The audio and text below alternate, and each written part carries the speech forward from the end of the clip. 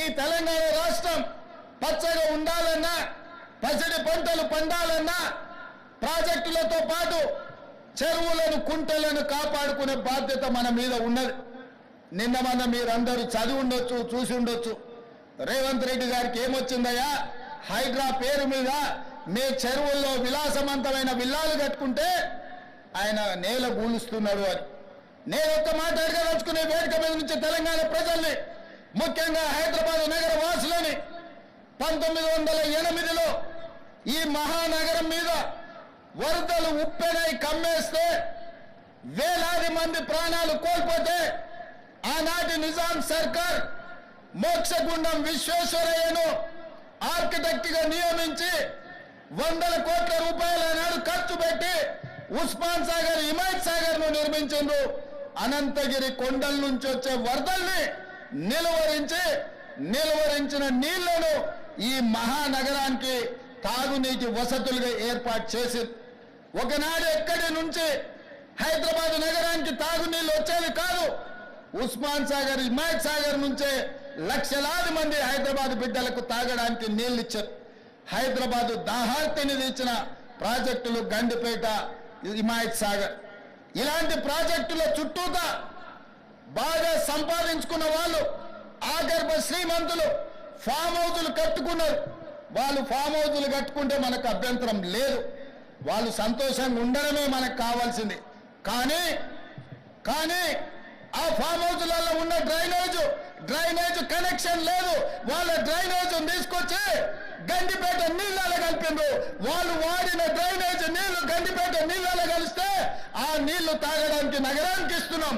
నేను అడుగుతున్న మిత్రులారా, ఇవాళ మీరు చెప్పండి, ఎవరో బలిసినోడు కట్టుకున్న ఫామ్ హౌస్ డ్రైనేజ్ నీళ్లు గండిపేట తాగు నీళ్ళలో కలుస్తుంటే ఆ నీళ్ళని నగర ప్రజలకు తాగడానికి ఇస్తే ముఖ్యమంత్రిగా నేను వైఫల్యం చెందినట్టు కాదా? ఒక్కసారి ఆలోచన చెయ్యండి.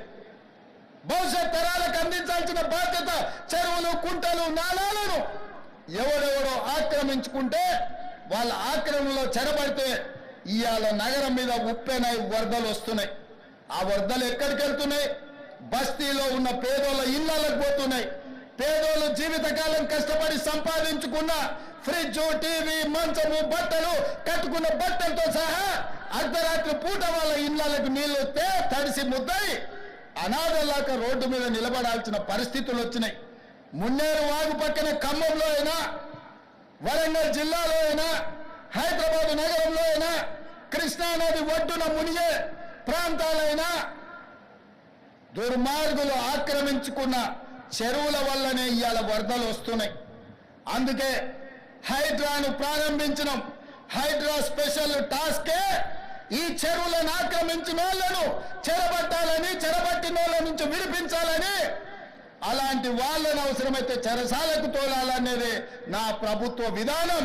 అందులో ఎంత గొప్ప వ్యక్తులున్నా, ఎంత మహామహులున్నా వాళ్ళు చెరువులను వదలక తప్పదు. అందుకే ఈ వేదిక మీద నుంచి గొప్ప వ్యక్తులకు నేను విజ్ఞప్తి చేస్తున్నా, అయ్యా, ఆక్రమించుకున్న చెరువులను మీరే వదలండి, గౌరవంగా పక్కకు తప్పుకోండి, నీటిపారుదల శాఖకు అప్పగించండి, మీకేం కావాలనో పోయి దూరంగా కట్టుకోండి. లేకపోతే ఉన్న పలంగా నేల మట్టం కూలగొట్టే బాధ్యత నేను తీసుకుంటా. ఇవాళ ఎఫ్టీఎల్లో కానీ, బఫర్ జోన్లో కానీ, నాలాలలో అక్రమంగా నిర్మాణాలు ఏవైతే ఉన్నాయో వాటన్నిటినీ నిరభ్యంతరంగా మేము తొలగిస్తాం.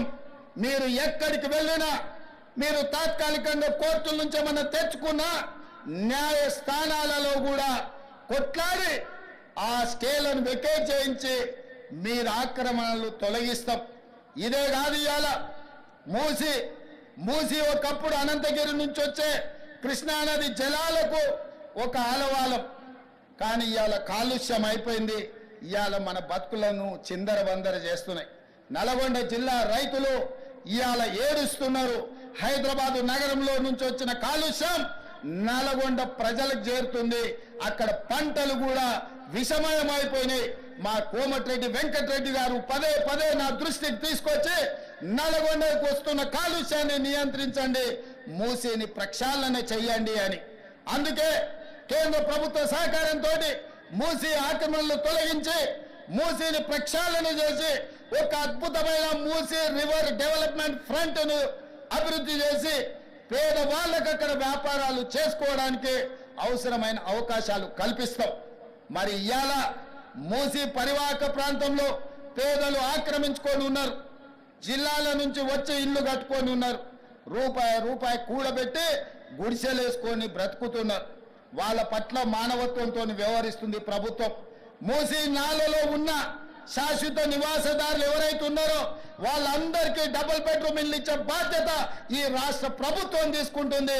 దాదాపుగా 11,000 మంది అక్కడ ఇల్లు ఉన్నాయి. ప్రతి వాడికి 11 కాదు, అవసరమైతే 12,000 మంది అయినా ప్రతి వాడికి డబుల్ బెడ్రూమ్ ఇల్లు ఇచ్చి వాళ్ళని ఆత్మగౌరవంతో బ్రతకటట్టు ఈ ప్రభుత్వం పునరావాసం కల్పిస్తుంది. అట్లాంటి కార్యక్రమాలలో ఇవాళ శిక్షణ పొందిన ఈ ఎస్ఐలు ప్రజల సహకారం కోసం మీరు బాధ్యత తీసుకోవాలి.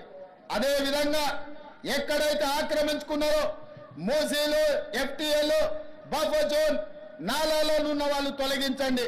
ప్రభుత్వ భూముల్లో లేకపోతే ప్రైవేట్ భూముల్లో అనుమతి లేకుండా కట్టుకున్న వాళ్లకు వాళ్ళని ఏదైనా రెగ్యులరైజ్ చేయడానికి స్కీమ్ ఉంది. కానీ ఎఫ్టీఎల్, బఫర్ జోన్, నాలాల వాటికి రెగ్యులరైజేషన్ స్కీమ్ లేదు. ఇవ్వాలి, కాకపోతే రేపైనా వాటిని తప్పకుండా తొలగిస్తాం. వాళ్ళ పట్ల కఠినంగా వ్యవహరిస్తాం.